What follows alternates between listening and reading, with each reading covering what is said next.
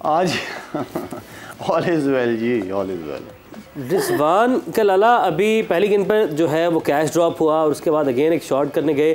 Still हम अगर wicket को देखें, अगर हम इस पिच को देखें, तो अब क्या लग रहा है आपको, कहाँ तक हमें लेकर जाना चाहिए? अब रिजवान और बाबर के ऊपर बड़ी रिस्पॉन्सिबिलिटी आ गई है। देखिए, रिस्पॉन्सिबिलिटी तो 11 के 11 लड़कों पे बहुत बड़ी बनती है आज के दिन। मैच जीतना भी बहुत इंपॉर्टेंट है। जो बाकी रन रेट वगैरह वो बाद में देखे जाएंगे, लेकिन सबसे इंपॉर्टेंट आज का मैच जीतना था है। बल्कि टॉस भी जीते, बैटिंग की, हमारी टीम की ख्वाहिश थी बैटिंग करने की। एंड देन जिस तरह का स्टार्ट हुआ, वो स्टार्ट बिल्कुल भी मुतमईन नहीं था। आई मीन कि आपके शुरू के ओवर के अंदर ही अगर नए बैट्समैन, जिस तरह हम बॉलिंग में कहते हैं कि अच्छा स्टार्ट होना चाहिए, इसी तरह बैटिंग का भी यही है सेम। अच्छे स्टार्ट के साथ हमें खेलना चाहिए था, अच्छा स्टार्ट करना चाहिए था। दो सीनियर प्लेयर इस वक्त पिच पे है, बाबर एंड रिजवान। और जिस तरह आप कह रहे हैं कि रिजवान का कैच भी ड्रॉप हुआ है, तो एक दूसरी इनिंग मिली है इसको। वाई नॉट के अल्लाह करें, हम सबकी दुआ है कि रिजवान बड़े रन करें, 100 रन करें, 100 करें।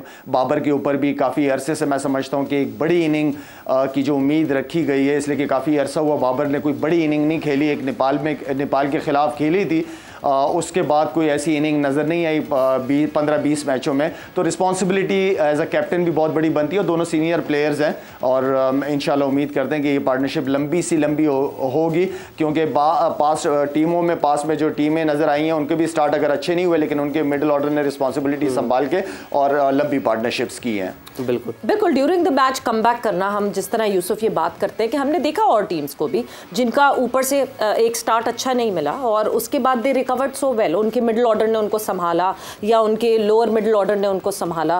Right now we have the reliable pair who is playing on the crease right now. Expect ये किया जाए कि यहाँ से ये जो है थोड़ा सा ज़रा इस चीज़ को ब्रेक लगाएं और वो डोमिनो इफेक्ट ना आए पाकिस्तान की जो विकेट गिरने का आ जाता है। देखिए, ये दोनों बड़े एक्सपीरियंस प्लेयर हैं, ऑलरेडी T20 में काफ़ी अरसे से ओपनिंग कर रहे हैं और इनको नए बॉल का आइडिया है कैसे खेलना है और किस तरह लेके चलना है, क्योंकि अब विकेट का तो इनको आइडिया है। हम बाहर से इधर से कुछ नहीं कह सकते कि इस विकेट पे कितना टोटल होना चाहिए, लेकिन अगर इनको लगता है कि ये 300 प्लस विकेट है तो उस तरीके से खेलना पड़ेगा।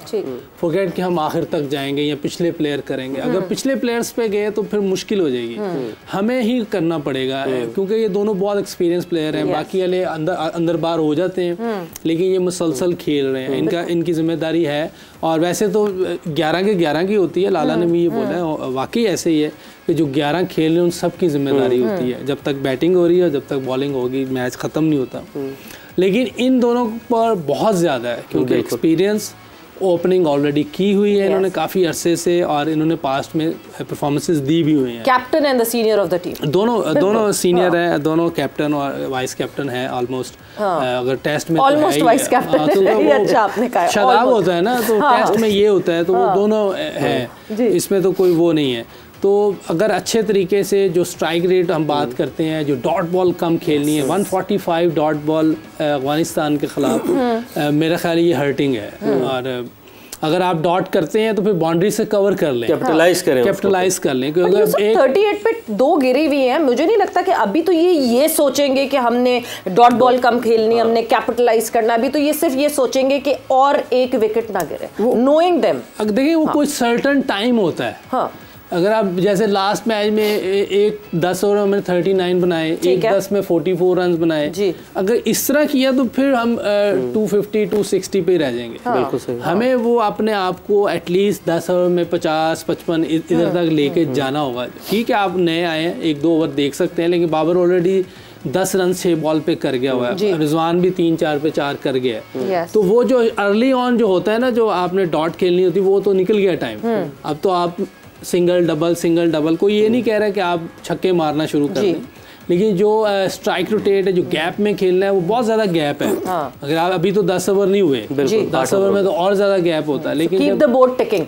हाँ, बोर्ड चलता रहे, रन्स ऑन द बोर्ड, क्योंकि मॉडर्न डे क्रिकेट यही कहती है। लेकिन फिर मैं ये कहूँगा कि सरफेस क्या है, ये हमें नहीं पता। अभी आइडिया होगा को देख के 8 ओवर आपने देखा, बड़ा डूब कर देख रहे थे आप। हाँ, थोड़ा सा बाउंस तो है उसका, जैनसन का गेंद से थोड़ा मुश्किल हुई है, जैसे रिजवान ने फिर हाथ भी देखा। अगर आप रिजवान को देखेंगे ना, जो पहला कैच ड्रॉप हुआ है, हम फॉल ऑफ विकेट दिखाएंगे, अब्दुल्ला शफीक और Imamul Haq, what was what was their technique, या उन्होंने क्या गलती की कि थोड़ा ज़रा डाइसेक्ट करते हैं उनकी इस विकेट को।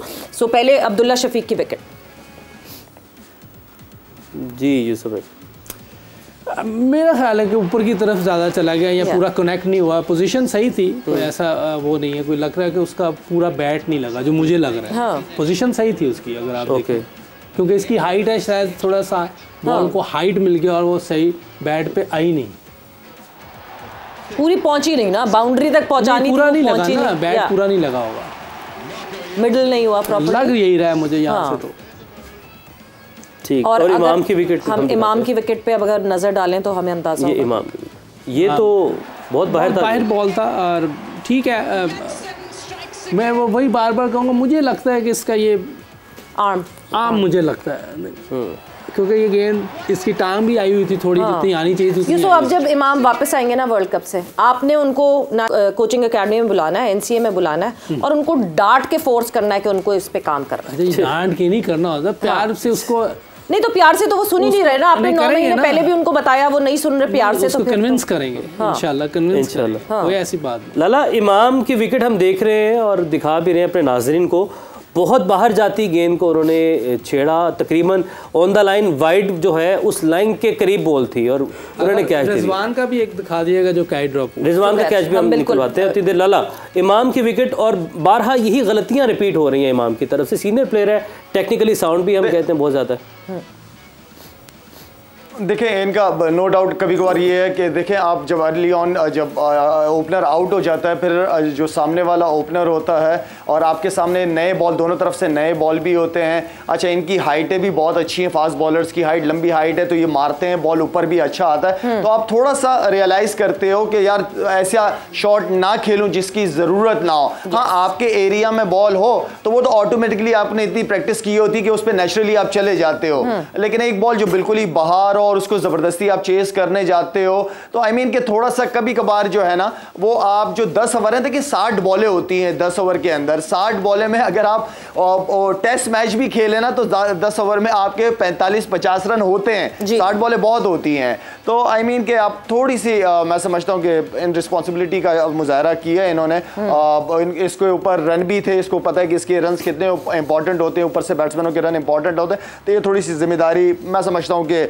अभी जिस तरह भी खेल रहे हैं, वर्ल्ड कप गुजारे हैं, एंड देन जिस तरह यूसुफ ने कहा कि वापस जब आएंगे तो डेफिनेटली अच्छी बात है कि यूसुफ इनको अपने साथ ले जाके ज़रा काम करना चाहिए, व्हाई नॉट। बिल्कुल। पीजे मीर साहब, इररिस्पॉन्सिबिलिटी, जिस तरह अभी हमने इमाम की विकेट भी देखी, क्यों ये इतने सीनियर प्लेयर्स हैं, क्या हो जाता है? कल मिकी आर्थर ने भी जब एक पीसीबी ने एक वीडियो जो है वो शाया की, जिस पे मिकी आर्थर ने बात की, तो उन्होंने भी यही कहा, शादाब ने भी यही कहा कि they are very good in nets. Match में आके पता नहीं इनको क्या हो जाता है, मे बी दे गो नम और व्हाट, क्योंकि he is a senior player, Imam player, he is been with the team since very long now.